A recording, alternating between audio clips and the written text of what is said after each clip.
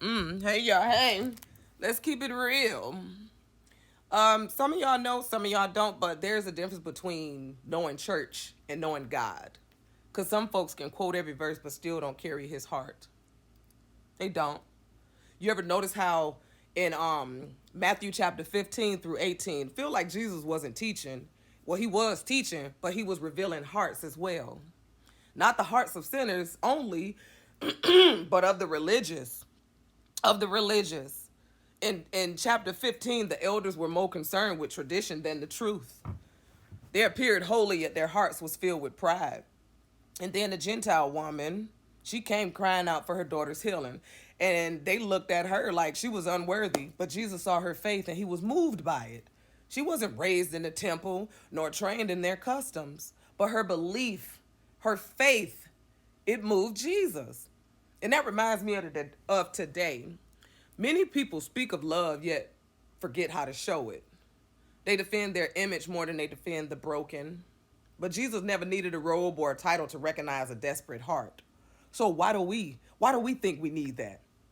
Then in chapter 18, Jesus said, except ye be converted and become as little children, you shall not enter the kingdom of heaven. And that means like a child comes with humility. They're open and they're willing to learn, quick to forgive. They may stumble, but they rise up again. They receive correction without pride.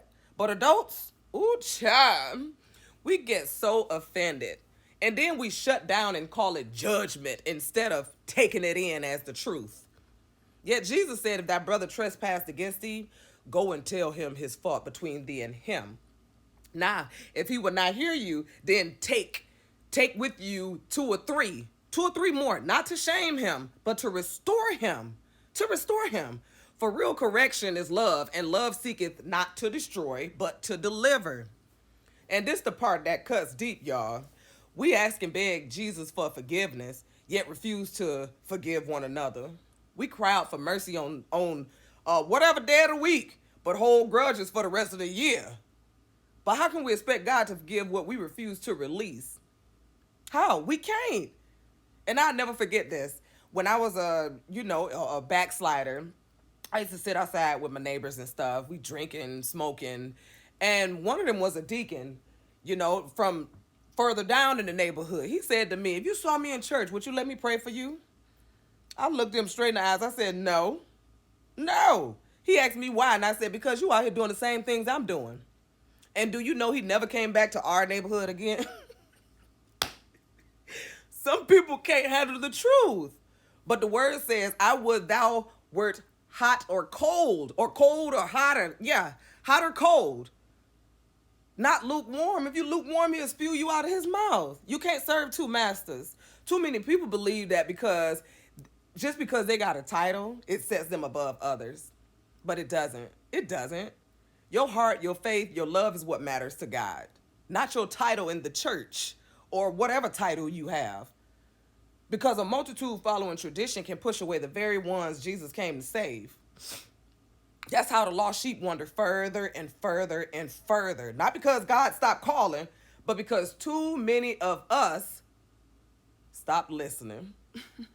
We stopped listening. So maybe it's time we stop trying to look holy and start learning how to love holy.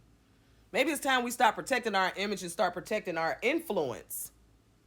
Protecting our influence on others. Because people aren't searching for perfect Christians. They searching for real ones.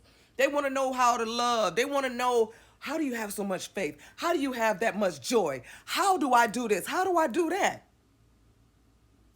They can't learn that from us when we sitting up following traditions. Like, no. Man will judge you for your past, but God always sees your potential. He's still calling your name, and no matter how far you drifted, his mercy can still reach you. Because religion might close doors, but relationship, it opens heaven.